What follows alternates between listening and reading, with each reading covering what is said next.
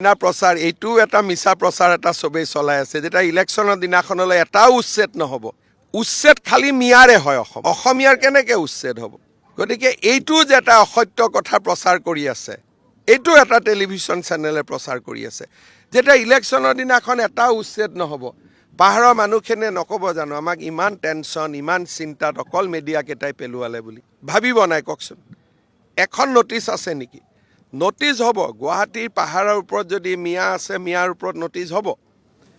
কিন্তু অসমীয়াৰ ওপৰতো নটিচ নহয় এইটো এটা অসত্য কথা প্ৰচাৰ কৰি আছে কেইদিনমানৰ পৰা এনেকৈ ভোট পায় নেকি কোন পাহাৰত এতিয়া এভিকশ্যন হ'ল কওকচোন মইতো আজি সৰ্বানন্দ সোণোৱাল আৰু মোৰ কিমান দিন হৈ গ'ল 9 বছৰ 10 মাহ হৈ গ'ল 9 বছৰ 10 মাহত গুৱাহাটী নৱগ্ৰহ নুনমাটি কোনটো পাহাৰত এভিকশ্যন হ'ল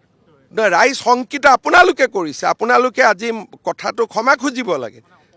না অপপ্ৰচাৰ কোনে কৰি আছে মিডিয়াই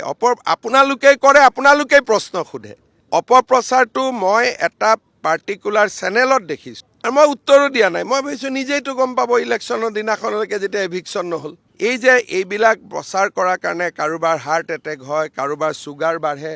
কাৰোবাৰ ষ্ট্ৰোক হয় এইবিলাকৰ মিডিয়াৰ ৰেছপন্সিবিলিটি কি থাকিব কিবা এটাতো দায়িত্ব থাকিব আৰু বাৰে বাৰে আমি কৈ আছোঁ যে গুৱাহাটীত মানুহক আমি মাটি পট্টন দি আছোঁ তাতে কেবিনেট ডিচিশ্যন হৈছে প্ৰিমিয়াম নোলোৱা আৰু কিমান হাজাৰ হাজাৰ মানুহে পাহাৰত পট্টা পাই আছে আৰু আপোনালোকে কৈ আছে এভিকশ্যন কৰিব এইটোতো কোনো যুক্তি নাই না কোনোবা মন্ত্ৰীয়ে কৈছে না কোনোবা অফিচাৰে কৈছে এনেই চলাই দিলে নিউজটো কোনোবা এজনৰ বাইট নিউজটোত থাকিব লাগেনে নাই যে মুখ্যমন্ত্ৰীৰ বাইট বা জয়ন্ত মল্ল বৰুৱা গুৱাহাটীৰ মন্ত্ৰী হিচাপে বাইট বা ডিচিৰ বাইট কাবাৰ এটা থাকিব লাগেনে নাই কাৰো বাইট টাইট নাই নে চলাই দিলে